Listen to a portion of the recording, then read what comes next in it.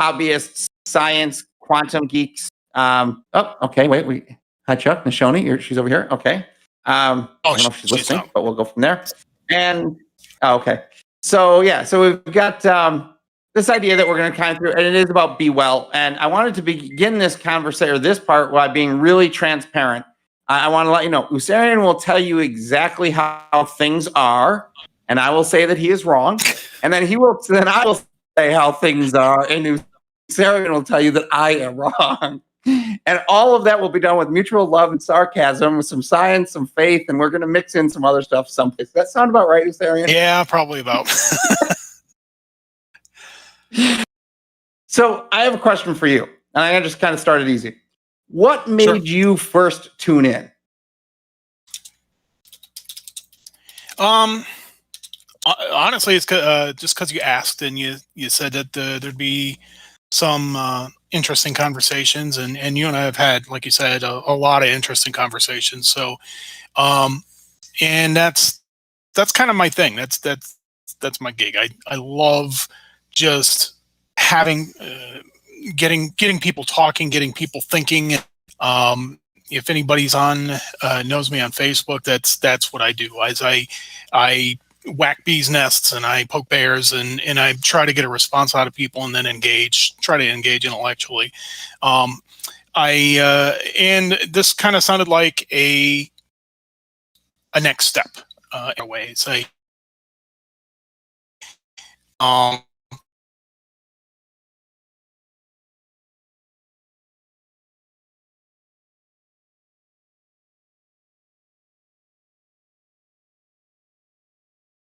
that's more of as a student. Then it's I've worked in the banking industry and that was kind of like on the data side of the banking industry, and it was very interesting processing bank data and coming to understand how the banking system works from the inside. Having at that point never paid attention to it, that was kind of my trial by fire to learn how the economy works is from the perspective of the bank, and it just the idea of meeting some like minds and talking about many of these subjects just really interested me. And no doubt. So I don't even think I knew you worked in the bank. Maybe you did. I don't remember that conversation, but I think most of the people know me. I used to have my series licenses. I worked with some of the Citibank and HSBC. I worked in some of the largest banks. I worked in some of the regional banks as a commercial lender. And then I did some contracting over top of like Merrill Lynch and Bank of America, where I helped them in different parts of their technology and customer management. So I also had a very, very unique view, and all I can say is I can just remember one time visiting one of the big bond desks and just recognizing, or almost just a confirmation, that industry is broken, and it siphons life from people.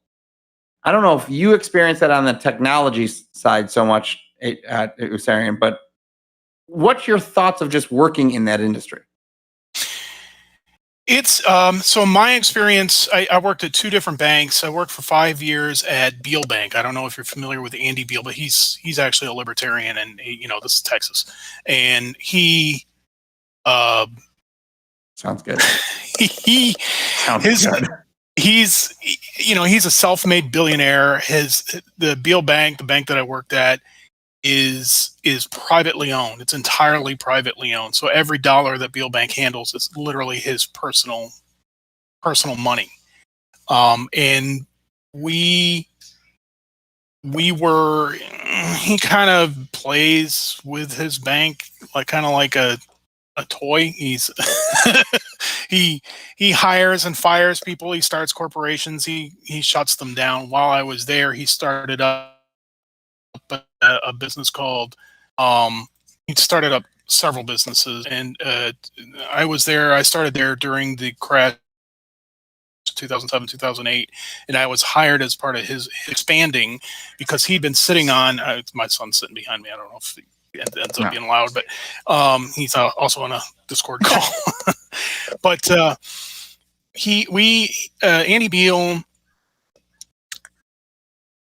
he he expanded the company dramatically while I was working there. Hired hundreds of people and started off these two companies to manage the loans from all these banks that were going out of business, and he was buying the banks and buying the loans that these banks were selling, and just foreclosing and collecting on the real estate. And he started this one company, CLMG, to manage the commercial real estate. And about 10 months after he started the company, hired 450 people, and got picked off at him one day in November and fired them all, the entire company, 450 people. A week later, he had 450 new people working there. 6 months after that, he fired them all again and used CLMG as a shell corporation because he wanted things done a particular way and they couldn't figure out how to do it the way he wanted. So he's like, you know what, I'll just do it myself. And so that was the environment that I worked in. Everything was that way. That was the most extreme example, but it wasn't by no means was it the only example. No, and unfortunately, I think that is the industry. I think that you just well summed up this industry in a whole, in a couple things. First off, what I think most people miss about our banking institution is that the vast majority of the money is made off of servicing debt, which is interesting, as opposed to actually, the debt itself, which, back in the day when you had just nice, calm, easygoing banks and you're like, hey, here's your 4% interest and in 30 years it's going to be worth 4%. That's great. Those days are gone. The money is made in the servicing of debt. And so much so that when I started doing the work in credit unions, I ran across some statistic that said something along the lines of, I don't remember, Tim, you can correct me on this one, but if you remember, but it's something along the lines of 22% of the income for those in poverty goes toward bank fees. It was some ridiculous number. It was upper 30s, if I recall correctly. It was such a ridiculous number. Yeah, that's. I remember that's old information, though. I mean, that there was this huge legislation that passed 10 years ago, I think, and it actually almost put Bank of America in particular out of business because they were targeted, and that was a huge thing that was going on, where banks were actually supporting themselves off of bank fees and the way they were processing, expenditures and everything. They were processing the base first, and they were ordering it in that order for the express purpose of bank fees. It was ludicrous, but they made it illegal. And the great banks do very well then is change and do the same thing differently. Yes. And make it look and sound prettier. But anyways, so the banking system is broken. We are obviously at a time, I know that there's a lot of people who believe in debt-based societies. I am not one of them. I am much more of toward the Austrian economist kind of, Hayek kind of thing, built upon assets. I think we have to rebuild there. My issue with the whole Great Reset is just issuing more bonds, which come with bondage, which literally contractually, and is what I understand on the SDRs that are coming out of there. But anyways, I didn't want to go too deep down that. But one of the things that in this actual segment, the big part that I want to talk about is really being well, because I know that that's really at your heart, Usarian, is you really want people to be kind of whole, if you will. I don't want to put words in your mouth, but if I were to ask you, like, well-being, what does well-being mean to you? Mental health is a very, very big deal in my family. I have mental health issues. I have 5 kids. They all have mental health issues, and my family is very transparent about this. This is something that we talk to people a lot because it seems to help other people. Us being transparent and open about it gives other people permission to kind of be transparent and open about it with themselves and being honest with themselves in a lot of times. But yeah, mental health is really what I've come to see. Pretty much everything is revolving around. Finances and everything should benefit your mental health. It should not be something that stresses you out. Your job should be something that benefits your mental health. Your eating habits, everything in your life should, even your spiritual life, should benefit your mental health. If your spiritual life isn't meant, in my opinion, isn't benefiting your mental health, you're doing it wrong. Because that's supposed Fair to be the enough. whole point, is peace, inner peace. That's what we always, when I was a missionary, that's what I used to tell people all the time. You gain inner peace. Well, if you're not gaining inner peace from your religion, especially from Christianity, then you're not doing Christianity correctly, because it's supposed to bring you a sense of inner peace. I don't know what to do with that. I don't know what to do with this because I can't tell you you're wrong.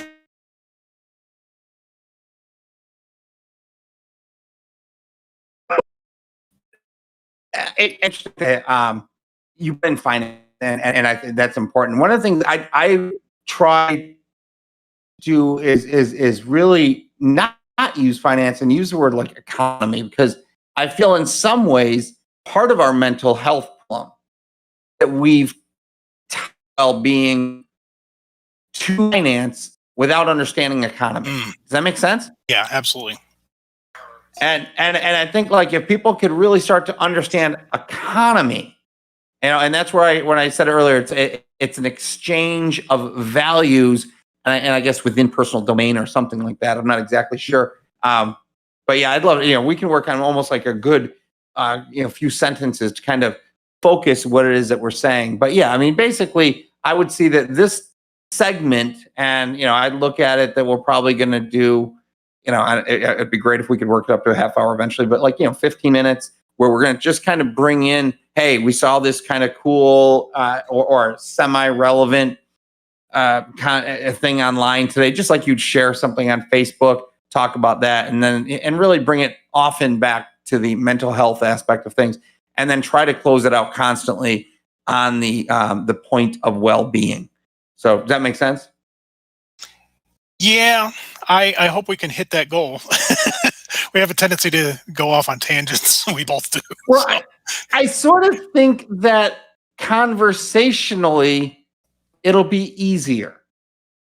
Because, I mean, look, when you're sitting behind for me, it could be 2 a.m. I could be awake. I could be bored, right? I mean, like, my mind could be in a completely different space, and I'll just have fun, like, reading through what you're saying. You're like, man, I just love this guy so much. I want to just mess with him now and have fun. So, which I know a lot of people don't get, and that's okay. I think you do, and I appreciate that. I do get it, yeah. So yeah, cool.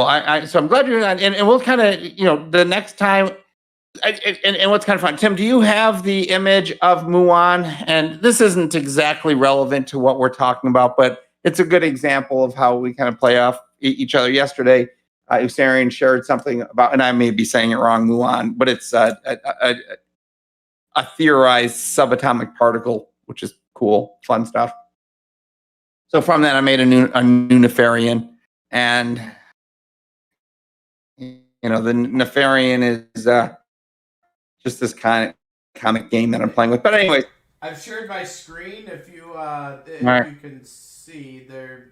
Oh, there you go. Okay. Yeah. So there's Muon. Yeah. So apparently, what Muon does is he lives in the haze and uncertainty of the unknown energy fields of physics. So I kind of think that that's what we're going to do with Be Well. We're going to live in the haze and uncertainty of the world and try to bring peace and well-being to others. Is that okay? Yep. Cool. All righty. So I guess, we have a few minutes. So normally what we'd be doing here is we'll just kind of close out. And then our plan as the actual social part, and we had this a little bit differently when we had the studio, we would actually just stay there and hang out and talk to people. But as we go on, our thought was at the end of each kind of episode or whatever we're doing, we would sort of leave the lines open for 10, 15 minutes and just sort of let people chit chat, go get a drink, go do whatever they want to do, come back, hang out, have that conversation, hoping that that'll encourage more audience participation. So before we end tonight, I can ask, any other thoughts or anything people want to talk about?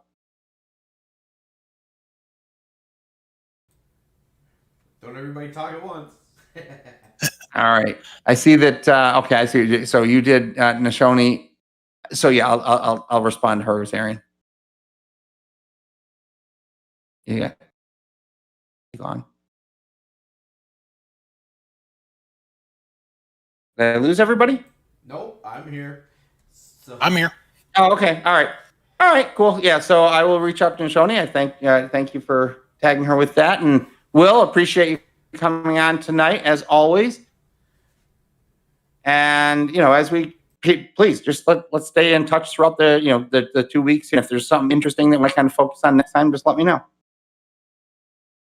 Awesome. Oh, hey, we have a couple cool people getting lined up for guests going forward that'll allow us to kind of peek into different parts of the industry, the tech industry, and some other stuff that are going on. So, anyways, that's coming up later on. Yeah, We don't actually, have to- yeah. If you want to kind of hit on that one a little bit, that's gonna be fun.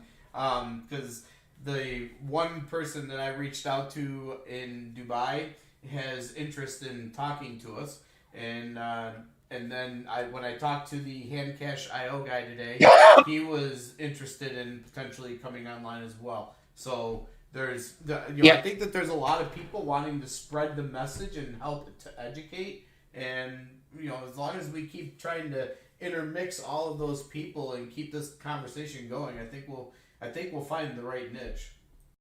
Yeah. And I actually found a couple of podcasts that I watched. One was, it looks like Sasha Hodder has her actual own podcast, and it's around the legal side of Bitcoin. And then there's another woman, Caitlin Long. So, if anybody sees stuff that's interesting, or you see people that are talking about stuff that we're saying here, and particularly, I want to say, right now we are talking a lot about the technology, but ultimately the goal is for good. So, we're going to be over time making this less about technology and definitely more about economy, but most absolutely about well-being. Right? That's I mean, and the whole reason we do all of this is to, hopefully bring hope to people. Yep, Operation Share Hope. That's where we're at. Yep. All right. Well, I do appreciate everybody tuning in tonight. Feel free to text while we're offline, and we will connect again shortly in a couple weeks. Every 2 weeks, join us for the Udicci.TV's Thursday night social. And don't forget, Udicci.TV doesn't stand for television anymore. Correct. It's transaction viewer, but we won't get into that yet. Yeah, not yet. All right. Take it easy, everybody. See it. Bye, Thank you. guys.